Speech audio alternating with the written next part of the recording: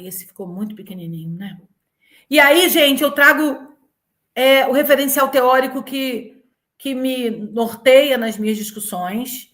Então, ele vem amanhã, com muita alegria, é um prazer receber o professor Luiz Antônio Groppo. Não perca, o professor Luiz Antônio Groppo, ele tem uma discussão muito pertinente em relação à juventude e ele tem um foco de estudo de uma pesquisa concluída, que são os jovens que participaram das ocupações secundaristas que aconteceram entre 2016 e 2018. Então, não perde a oportunidade, não. Né? E o Groppo, pensando esse jovem e pensando as conceituações de jovem, juventude e escola, ele destaca essa relação entre juventude, classe social e política. E ele propõe que a teoria reconheça os jovens como sujeitos políticos ativos e supere essas visões reducionistas e adultocêntricas. Porque ele faz uma análise que, muitas vezes, dizer que o jovem, ou em termos da construção de políticas, dizer que o jovem é um sujeito social, na verdade, não é para dar condições a ele de ter voz e fala como sujeito social, mas, na verdade, é colocá-lo numa condição de sujeição como um receptor de políticas a eles destinadas, e não como um sujeito ativo no processo. Então, ele também convoca a pensar que juventude não é apenas uma fase biológica ou psicológica, mas é uma categoria social histórica, que faz parte da história, que constitui a história e que é marcada pelas condições concretas de existência.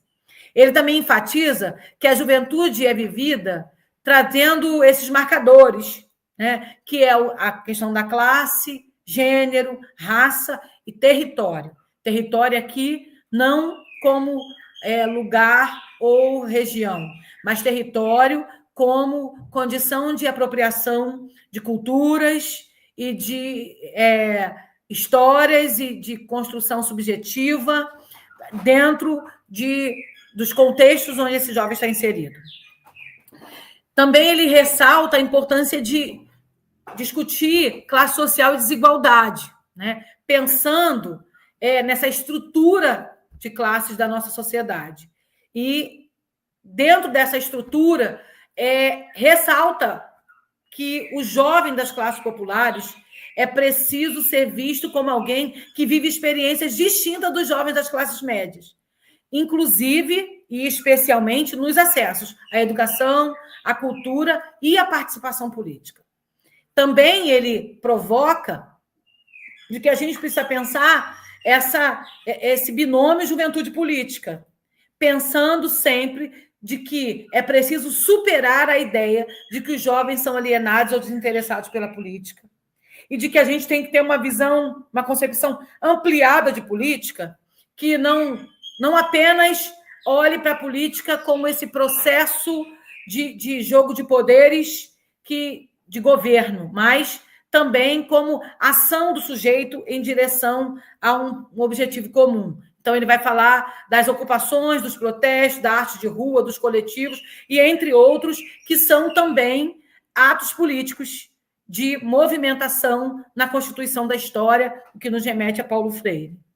Ele propõe uma abordagem crítica e intersectorial da juventude, rejeitando visões essencialistas, critica essa naturalização da desigualdade e a despolitização das experiências juvenis, e também defende a escuta ativa dos jovens das juventudes populares, com seus saberes, com suas formas de organização e lutas. Pode passar, João.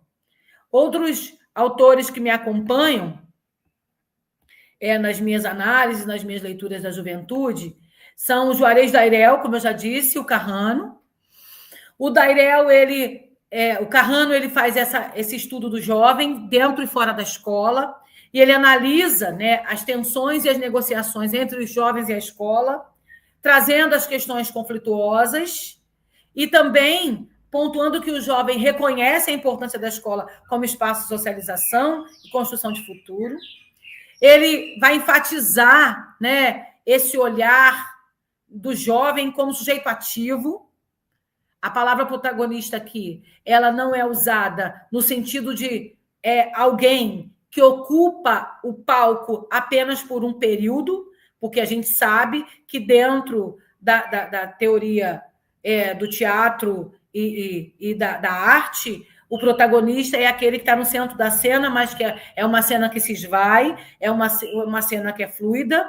Então, a gente precisa ter o cuidado de destacar aqui que o conceito de protagonismo juvenil é usado devido aos documentos legais, porém, a gente acredita que essa é uma visão que precisa ser sempre olhada com a criticidade de que esse sujeito ele não pode estar ocupando um espaço apenas momentâneo e temporário, mas que ele precisa ser um sujeito ativo, portador, reconhecido como portador da cultura, participante dela e que é também influenciado por ela, que ele é sujeito de direitos e desejos.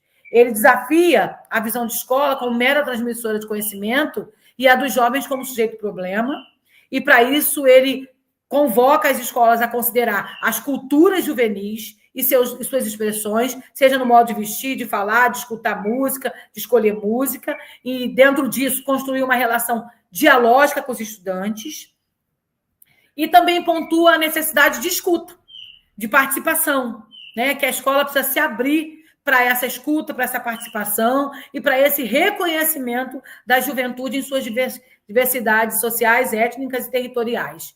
Eu entendo, né, dos processos que já pude acompanhar na FAETEC, nas unidades escolares que já trabalhei, e também nas notícias, não uma participação tão direta, estou mais próxima agora, a partir da DDE, de que a FAETEC, ela, em muitas das unidades escolares, ela já tem uma abertura para esse lugar da cultura infantil, da cultura juvenil nos processos, né, de aprendizagem. E o Dairel, ele vai ainda ampliar, né, vai ainda provocar, na verdade, o Dairel antecede o Carrano, né? O Dairel, ele traz uma discussão sobre essa escola como espaço sociocultural, que é essa escola entendida, né, como um lugar de circulação de culturas. E essas culturas não são só dos alunos. Eu acho que responde um pouco a uma pergunta que alguém já tinha feito, né? Que voz vai prevalecer? Na verdade, a proposta é que não haja dominação de voz, é que haja uma circulação de voz da escola, como comunidade, como grupo, dos professores, dos alunos e também do entorno, né? Dessa comunidade que é a família, o local, a região, e trazendo um movimento de encontro e interação. Também ele provoca, né, que a gente tem que assumir, e isso vai ao encontro da fala da Rita, de que não há neutralidade na escola, que todas as nossas práticas elas são reflexo de valores culturais nossos, e que a gente precisa reconhecer os alunos como sujeitos culturais também, com saberes e experiências próprias, para que haja essa circulação das diferentes culturas. Isso implica reconhecer a diversidade, ir além da reprodução de conteúdos e valorizar, né, a diversidade étnica, social e cultural dos estudantes.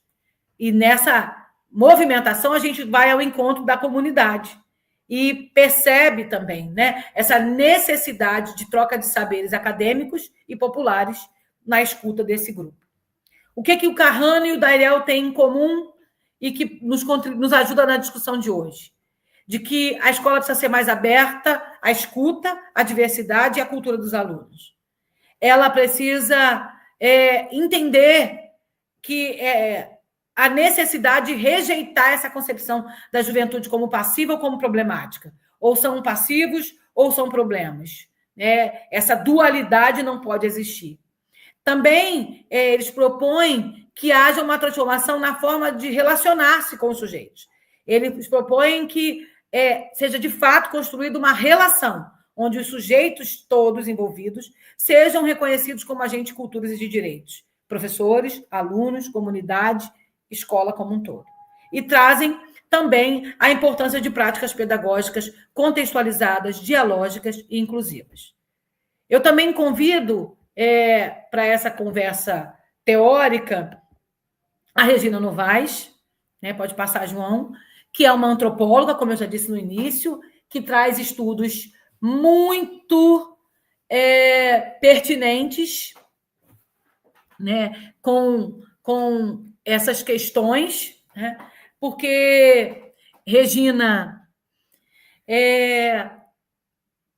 ela tem um olhar muito abrangente para a juventude, né, na sua perspectiva antropológica, e os temas mais recentes que ela vem discutindo, né, que ela tem discutido, é religião e violência, a partir do censo, dos dados do último censo, né, e ela traz algumas considerações que também são importantes para nós, que é a necessária superação da estigmação dessa estigmatização da juventude, que associa a juventude com violência, como também a aluna a jovem que deu a entrevista falou, né?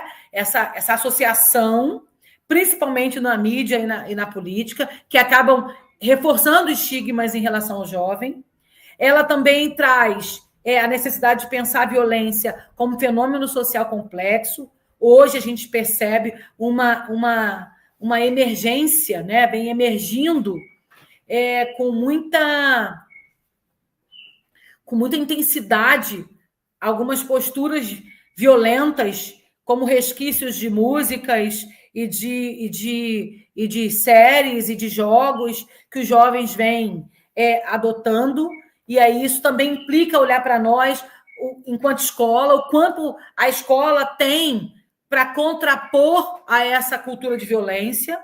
Então, a gente não pode olhar a violência como um traço da juventude, mas como expressão de desigualdades sociais, ausência de direito, negação de pertencimento e, acrescento, né, as influências que um dia fora da televisão, hoje é de tantas outras conexões sociais midiáticas. Também a escola precisa perceber e buscar mecanismos para pensar esses jovens que vivem em contextos de falta de oportunidade, e a falta de oportunidade gera insegurança, desesperança e aproximação com práticas violentas, ou também, né, nessa cultura da ostentação, de referenciais que acabam influenciando esse jovem. Olhar a juventude como potência, apesar do cenário adverso, e ela vai pontuando, né, de pensar formas críticas de resistência, produção cultural e afirmação de identidade que emerjam dos próprios jovens, por isso eles precisam ser vistos e ouvidos. Ela também traz a questão da religiosidade juvenil, que hoje, de acordo com os dados do censo, tem crescido e trazem formas híbridas e personalizadas com as quais esses jovens vivenciam a fé. E essa religiosidade juvenil que vem acontecendo, ela é fluida, ela é múltipla e ela também é identitária. Então, esses jovens, eles transitam entre crenças, rituais e linguagens religiosas com liberdade. Então, ela acentua que, muitas vezes, o jovem, ele vê na fé, ele vê na participação em ambientes religiosos como um recurso de formação de identidade, mas também como um lugar de pertencimento e de enfrentamento da exclusão. E a gente também, ela também traz, o próximo slide, João, os coletivos juvenis, né, que vem acontecendo principalmente nas redes sociais e que articulam o local e o global, pensando em ações territoriais. Então, essa é uma forma de ação política que foge da lógica institucional. É uma atuação territorializada, mas conectada globalmente. A internet, hoje, mobiliza e potencializa a mobilização, a criação cultural e a solidariedade. Como, enquanto espaço educativo, nós estamos dispostos a enfrentar esse desafio. É aí que vai nos provocar enquanto professores. Saberes docentes e formação profissional. A gente sabe que Nova, Tardif, entre outros, trazem o próximo slide, João. Trazem, né, muitas inquietações e provocações em relação ao nosso lugar. Então, esse professor, ele é imbuído dos conhecimentos teóricos, dos conhecimentos metodológicos que são construídos durante a formação inicial e formação continuada, na percepção de uma prática não esvaziada de sentidos, tem os saberes da experiência que são construídos nessa prática e no enfrentamento dos desafios de sala de aula, e os saberes relacionais, que é essa capacidade, né, de estabelecer vínculo, mediar conflitos e reconhecer a singularidade dos estudantes. A gente precisa superar um viés que atravessou a formação docente, atravessou a docência no longo da sua história, que é esse afastamento, esse distanciamento do professor e do aluno. Hoje, a escola é mais relacional do que em outras eras. Precisamos dessa relação, precisamos dessa aproximação, né? Esse diálogo, essa escuta tão necessária para conhecimento e reconhecimento desse jovem, desse sujeito que está à nossa frente e que hoje vive na emergência de uma necessidade de novidades. Então, a gente precisa estar em interação com esse jovem para que ele consiga incluir e potencializar tanto a escola quanto o profissional, o fazer docente, nas suas percepções de modos de vida que ele também pode usar como influência.